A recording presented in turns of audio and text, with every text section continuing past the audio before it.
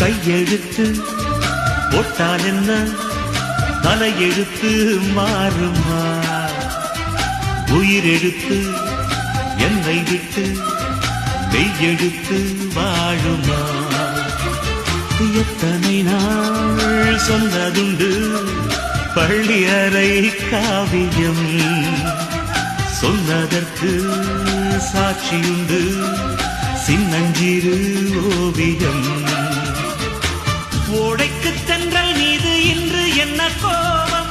ஒட்டாமல் எட்டிச் சென்றால் யாருக்கென்ன லாபம்? நீ சின்னமான் என் சொந்தமான்.